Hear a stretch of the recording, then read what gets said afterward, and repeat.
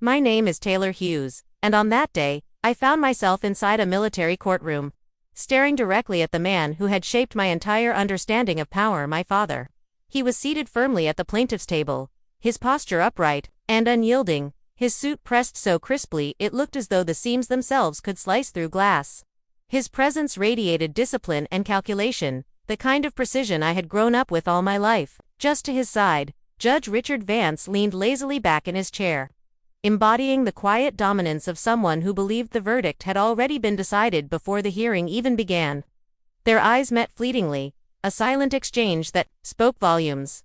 My stomach clenched in recognition. I had seen that expression countless times before, the unspoken assurance that I was already defeated. That resistance was nothing more than theater. The air in the chamber felt sterile, sharp, and metallic, almost as if the walls themselves conspired to remind me of my isolation. Every objection my attorney made was cut down before it even had a chance to land, each motion swept aside with mechanical efficiency. Witnesses who might have testified on my behalf, who could have cast doubt on the prosecution's neatly arranged accusations, had been barred from appearing altogether. My father didn't need to gloat or smirk. He had orchestrated the entire production, handpicked every player, and written the script down to the last scene. My role, it seemed, was simply to stand there and accept defeat. But surrender had never been in my nature. I had worn the uniform for 15 years, served in conditions where silence meant survival, where hesitation could cost lives. I hadn't endured that just to be told when and how to lower my head. So when Judge Vance tried to force yet another unverified report into the official record, I felt a fire ignite in my chest. I pushed my chair back, its legs screeching loudly against the polished floor, drawing the attention of the gallery. Each step I took toward the lectern was deliberate, my boots clicking rhythmically, marking the countdown to the end of their control. I refused to glance at either my father or the judge. Instead, I fixed my gaze forward, inhaled, and allowed my voice to project across every corner of the courtroom. Night Falcon. 2 words. They sliced through the heavy silence like a blade cutting canvas. For a breathless moment, time seemed to fracture. The gallery went motionless. A colonel seated in the back lowered his pen mid-sentence. Near the door, someone shifted uneasily, fingers rising to an earpiece across the aisle. My father's expression faltered, his carefully practiced composure disrupted for the first time that day. And just like that, the entire fight no longer belonged to them. When I had walked into that courtroom that morning, I knew immediately, it wasn't a place meant for truth. It was built for control, a theater designed to reinforce hierarchy. The high, vaulted ceilings, the polished oak paneling, the rigid arrangement of benches, all of it existed to remind me of my position. In the chain of command, Captain Mark Sloan, my attorney, had leaned close before the session began. His voice a low whisper meant only for me. They're going to block every move we make. Don't swing at every pitch. Save your strength for the one that counts. Had nodded, even as the weight of the coming hours pressed against my ribs like an invisible hand. Judge Vance entered soon after, stepping through the side door with the precision of a man claiming territory. His robe hung perfectly, his gaze sweeping across the room like a commander surveying the battlefield. My father watched him with quiet satisfaction, the look of a general watching his most trusted officer assume control.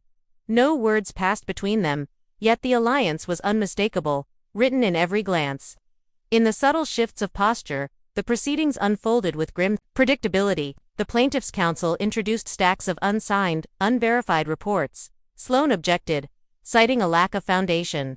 Overruled, Vance replied without hesitation, barely lifting his eyes from the bench. Another motion, another overrule. It was a performance, rehearsed and polished. Every actor delivering their lines flawlessly. I sat still, palms flat on the table, shoulders squared by sheer force of will. Years in combat zones had taught me the value of silence, of controlled restraint. In those places, a single twitch could mean discovery, or death. This courtroom, despite its polished veneer, was no different. The prosecution painted me as reckless, insubordinate, incapable of carrying the weight of responsibility. They argued I was unfit to inherit my late mother's estate.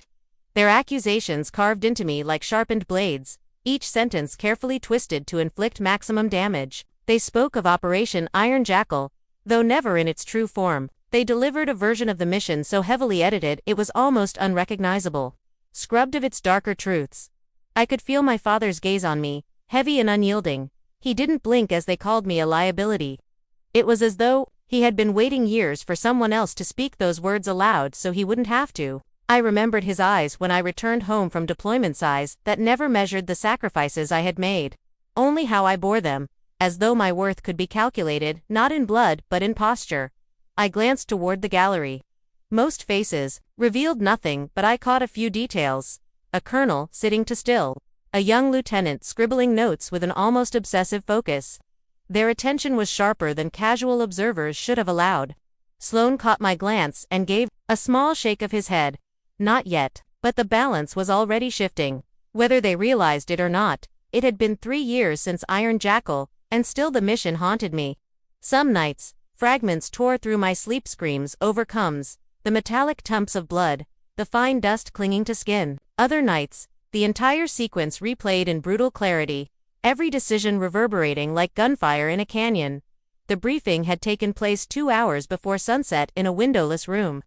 On paper, the mission was simple: extract a humanitarian doctor and 2 local aides held by a rogue cell. Satellite stills pointed to a crumbling warehouse on the edge of Kareth's River District. The intel was too neat to clean. I spotted the inconsistencies immediately: 2 timestamps misaligned with official weather logs.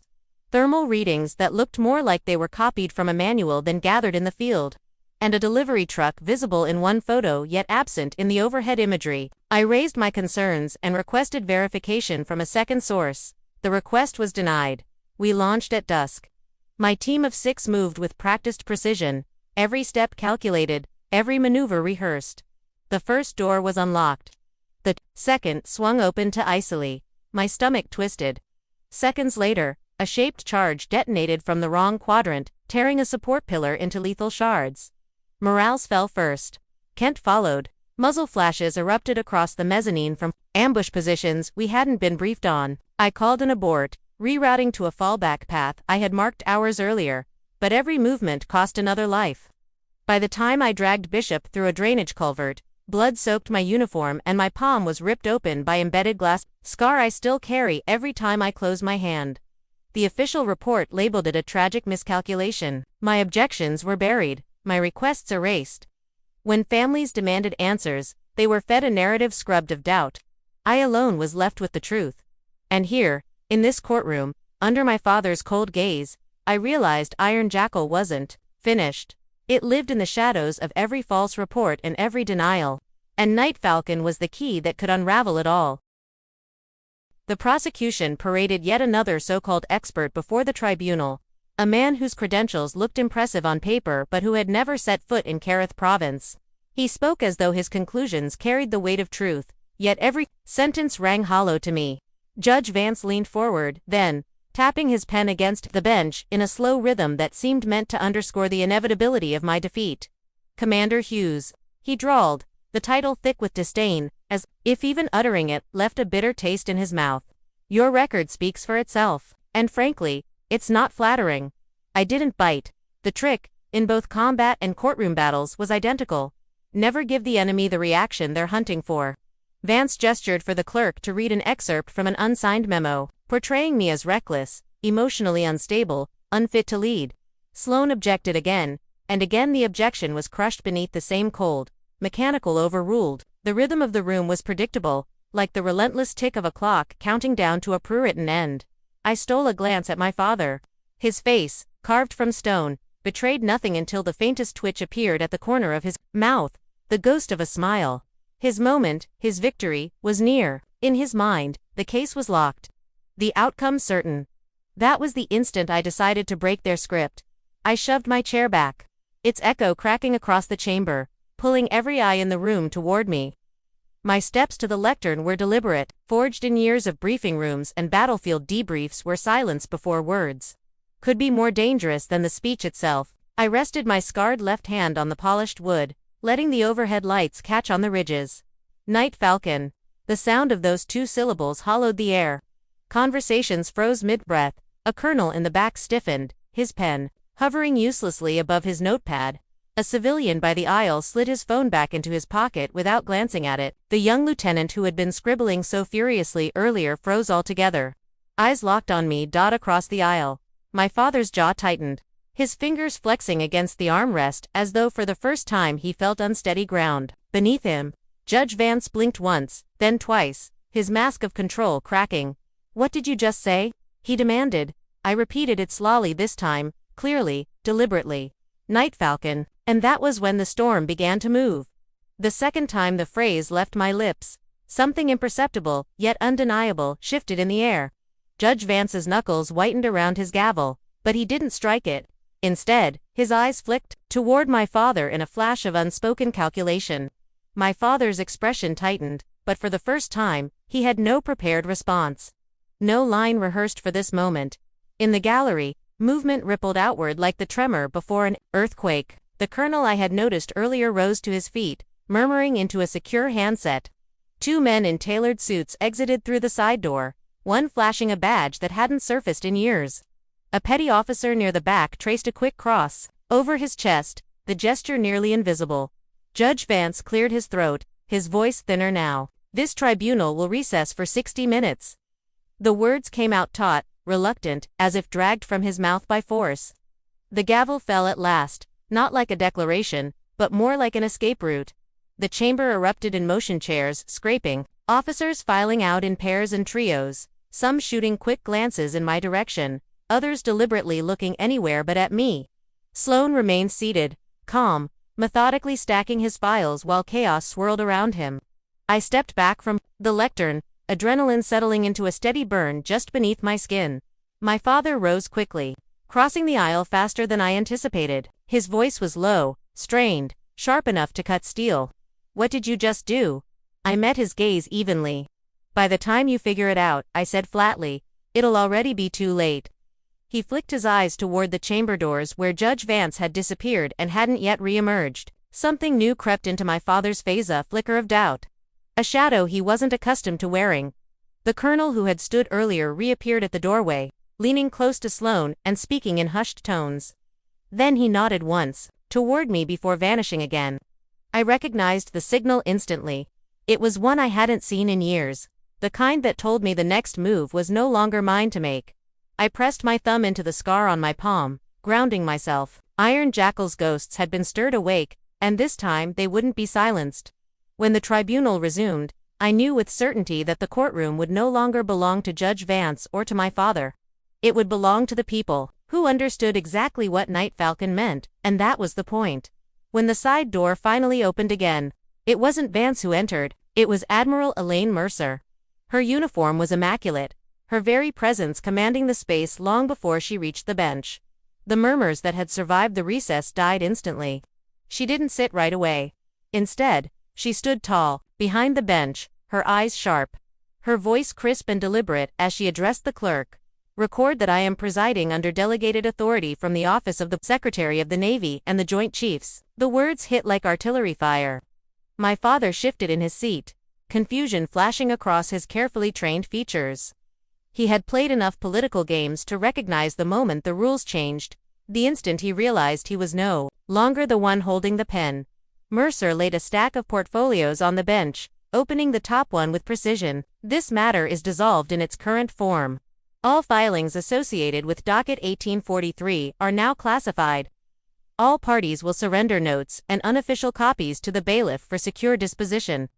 Two security officers began down the aisles, collecting documents with methodical care. The young lieutenant from earlier stepped forward to assist, this time openly displaying a naval intelligence badge. He moved efficiently, his every action calculated. Mercer's voice cut cleanly through the chamber. "The court recognizes that actions taken by Commander Hughes during Operation Iron Jackal were consistent with standing rules of engagement and mission authority. Effective immediately, contested assets are to be released to the beneficiary named in the will of Elaine Hughes." Hearing my mother's name spoken aloud in that cold chamber felt like sunlight breaking through weeks of storm. I kept my face steady, but deep inside the coil I had carried for years finally began to loosen. My father inhaled sharply, his lips parting as though to argue it, then his eyes met Admiral Mercer's. Whatever he saw there silenced him. His jaw tightened. He said nothing. "This session is concluded under seal," Mercer declared, snapping the portfolio shut with a finality that brooked no appeal.